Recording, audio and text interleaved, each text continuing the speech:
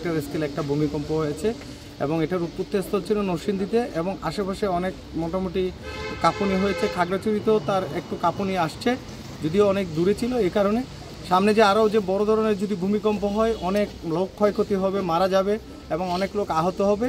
তারই ধারাবাহিকতায় এই খাগড়াছড়িতে আমাদের 160 জন ভলেন্টিয়ার আছে।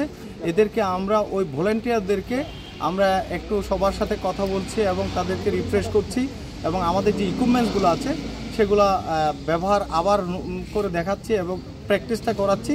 এবং যদি সামনে কোনো ধরনের কোনো দুর্যোগ হয়, এবং আমরা কয়েকটা দুর্যোগ হয়ে গেছে, বন্যা, পাহাড় ধস, এগুলোর মধ্যে আমাদের এখানে যারা ভলেন্টিয়ার আছে খুব অ্যাক্টিভ ছিল এবং আগুনে আমরা তাদেরকে খুব অ্যাক্টিভ করে পাই। এখন সামনে যে ভূমিকম্প যদি হয় তাদেরকে এলাকার কীভাবে প্রস্তুতিটা নেবে এবং আমাদের সাথে কিভাবে কাজ করবে তারই অংশ হিসেবে আজকে আমরা এখানে সবাইকে নিয়ে একটা প্র্যাকটিস করছি এবং তাদের সাথে মত বিনিময় সভা করছি এবং আমাদের যে ইকুইপমেন্টসগুলো আছে সেগুলো তাদেরকে ব্যবহার আবার নতুন করে রিফ্রেশার যেটা বলে সেইগুলো করছি।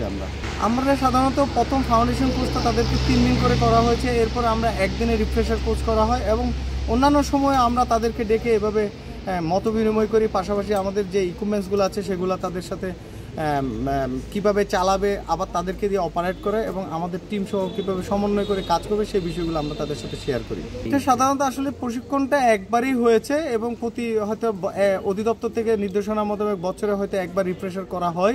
এমনি প্রত্যেক মাসেই ওরা আমাদের আসে, আমরাও তাদের সাথে বসি এবং তাদের সাথে আমাদের সবসময় যোগাযোগ থাকে। তাদের প্রত্যেকের ফোন নাম্বার এবং তাদের ফুল অ্যাড্রেস আমাদের কাছে আছে যে কোনো, এবং হোয়াটসঅ্যাপ গ্রুপ খোলা আছে, আমরা গ্রুপের মধ্যেও মেসেজ দিই।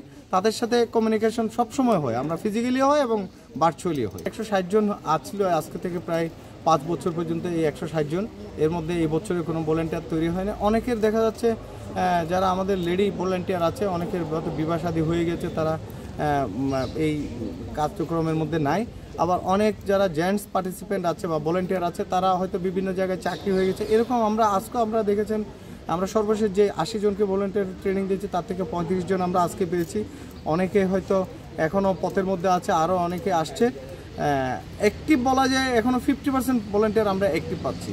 বলতে তাদেরকে আমরা যখন ট্রেনিং করেছিলাম প্রত্যেকেরই পিপিই দেওয়া হয়েছে। জীবনের সব আয়োজন এখানে একসাথে।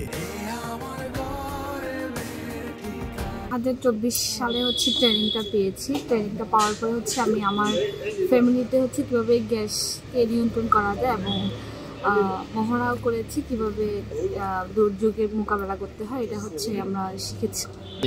রেড ক্রিসেন্ট থেকে ফায়ার সার্ভিসের ট্রেনিং নিয়েছি গত বছরে। তো আজকে যে আমরা কিছুদিন আগে ভূমিকম্প হয়েছে, ভূমিকম্পের বিষয়ে জানতে আসছি। আর ওদের কিছু ইকুইপমেন্ট আছে, অ্যাক্সেসরিজ আছে, সেই বিষয়ে আমাদেরকে জানাচ্ছে। আমরা সেগুলো কীভাবে ব্যবহার করব সেই বিষয়কে আমাকে বোঝাচ্ছে। আশা করি আমাদের এই কাজগুলো করে আমাদের অনেক ভালো লাগছে। আশা করি আমরা এইগুলো পরবর্তীতে বিভিন্ন এলাকায় প্রয়োগ করতে পারবো। আমরা এখানে কাজ করতে গিয়ে যে সমস্যাগুলো হয়, অনেক সময় আছে যে লোকাল যে মানুষগুলো থাকে তারা এসে বলে যে আপনাদের ইকুইপমেন্ট নেই, আপনারা কাজ করতে পারতেছেন না। এগুলো নিয়ে একটু ওনারা বারবার ঝামেলা করতে চায়, আমাদেরকে অনেক সময় কাজ করতে বাধা দেয় যে এখানে আপনার পানি নিয়ে আসেন নাই কেন, বেশি এখানে আপনার ইকুইপমেন্ট কেন নিয়ে আসেন নাই, এই সমস্যাগুলো হয়। তবে এখানে ভালো লাগার বিষয় যে যখন আমরা দিন শেষে কাজ শেষ করে যাই তখন ওনারা কী করে, ওনারা নিজেরাই বাহবা দেয় যে না আপনারা না আসলে এখানে কাজটা এত সুন্দরভাবে হতো না বা আমাদের ক্ষয়ক্ষতি বেশি হতো, আপনাদের কারণে ক্ষয়ক্ষতির পরিমাণটা কমে গেছে।